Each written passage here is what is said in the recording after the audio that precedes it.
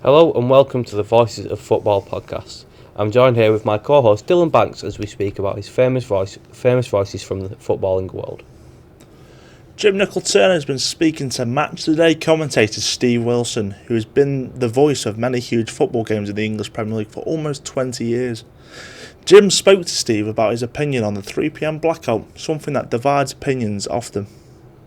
The Premier League has, it's sort of reinforced the fact that they don't have any sort of plans to scrap the 3pm blackout. So I'm wondering, what's your take on that from a commentator's perspective?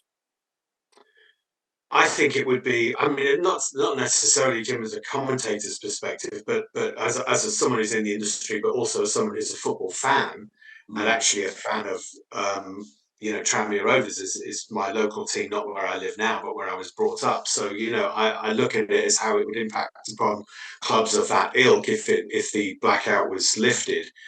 And I think it would have quite a serious impact, actually, on those clubs' ability to attract people to their ground, to their matches.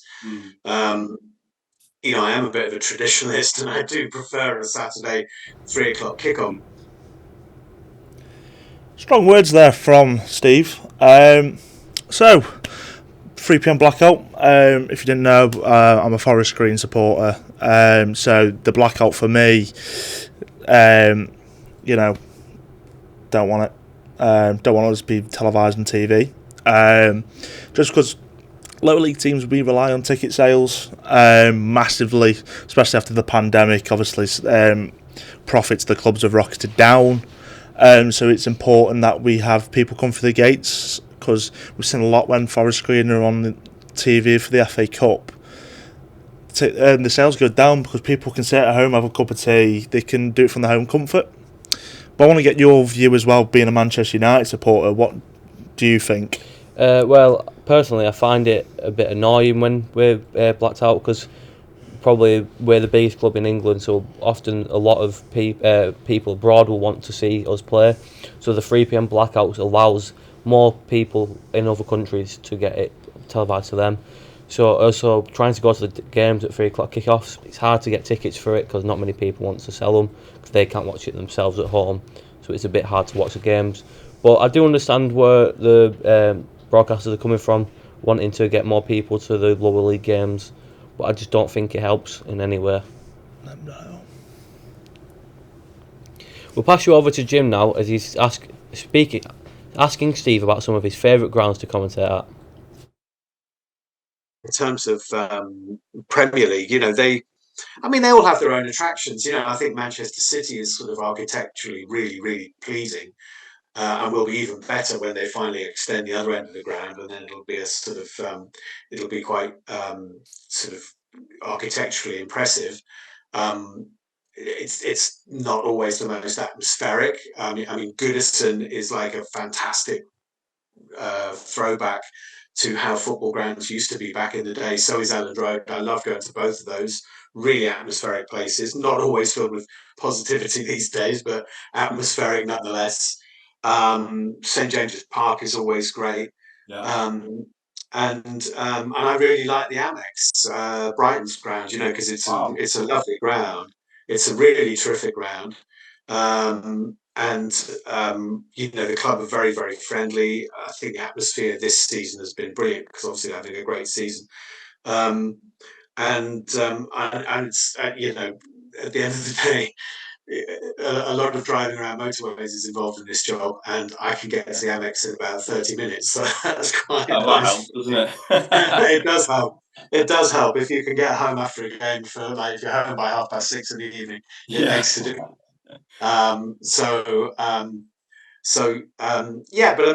all the grounds are really of such a high quality now. It's always brilliant to hear from people so involved in football about their greatest times in the job. It's something that I'm sure we all aspire to experience, going on what Steve said. Jack, what's your favourite ground you would like to commentate at? Old Trafford, gotta be.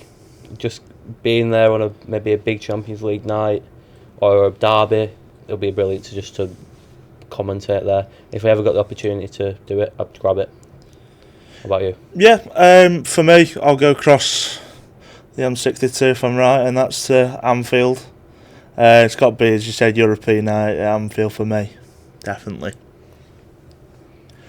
Steve Wilson was in the gantry at the Stadium of Light 11 years ago when Manchester United beat Sunderland 1-0 on the last game of the season, but lost the title to their noisy neighbours after the famous Sergio Aguero goal. Jim asked Steve a little more about his famous day. I mean, I'm not sure it'll ever be repeated. I mean, I suppose statistically, if you wait long enough, it probably will be. But it was one of the great climaxes to a season. And when the final whistle went, Man United thought they were champions. I mean, they didn't, because they knew the City game hadn't finished, so they weren't actually celebrating, but they were ready to celebrate. And then the news came through that obviously Aguero had scored. And I suppose the only thing I really remember about it is that in the post-match interviews, Alex Ferguson was incredibly gracious to Manchester City.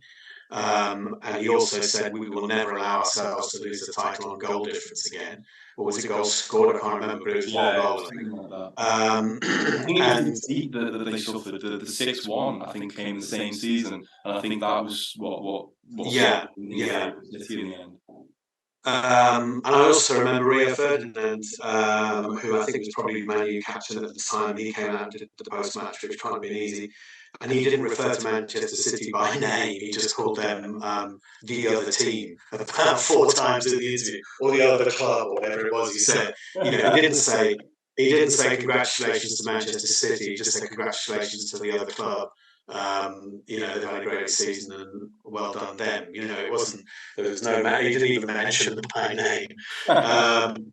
But yeah, that was extraordinary, and slightly lost in the mist of times. You see the Aguero goal, countless times, but the scenes at Sunderland were sort of equally. It was like a human tragedy being played out in front of your eyes, really. Pretty dramatic. Commentating on some of the biggest games and moments in world football is just another one of the perks of his brilliant job. That must have been a strange but an amazing experience for Sunderland that day. What moment during football would you like to commentate on, Jack? There's two, maybe the 1999 treble winning game. Screaming Solskjaer when that final goal goes in would be brilliant. And then another one, not as big, but it was a good moment that I can remember in the Champions League, would be Marcus Rashford's penalty against PSG at the Parc de France. It would just be brilliant to commentate on. What about you? Yeah, again, it's got to be Liverpool, and it's got to be way back in 2005, the Istanbul Champions League final. Mixed motions all game. Liverpool 3-0 down to 3-all at full time to go into penalties, and Liverpool winning that famous 5th title. So for me, definitely, it's got to be the Champions League final in Istanbul, really.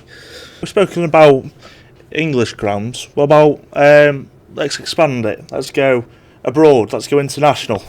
Boca Juniors. I don't know the stadium name, but it just seems to have a brilliant atmosphere. The fans are just crazy, like the ultras. Also another one, Parc de France. Yeah, I'd love to commentate there on a PSG game because their fans are good. I think any South American team, they've just got amazing fans. So I'd love to commentate there or even visit. What about you? No, there's plenty. It's got to be the San Siro, especially to an inter-AC derby day, and especially the ground's being knocked down soon. I think it'd be pretty iconic to go visit it before it goes. It's going to be one to remember when we look back at it as when we're all old. As well, it's got to be the Spanish clubs, the Bernabeu, as well. Real Madrid, Bernabeu, and obviously the new camp for Barca. I mean, pretty iconic. For the whole of our childhood. Yeah, I think some of the German games, German stadiums would be good to commentate at. The Allianz for Bayern Munich. I think the one probably better than the Allianz is Dortmund Stadium. God, yeah. But yeah. Yeah, I agree as well. Well, that's all we have time for today. But to join us next time for another very special guest in the world of football. A massive thank you to Jim and our brilliant guest Steve Wilson, who's opened our eyes to the football commentary world. We'd like to thank you all for listening, and we'll see you all very soon. Cheers.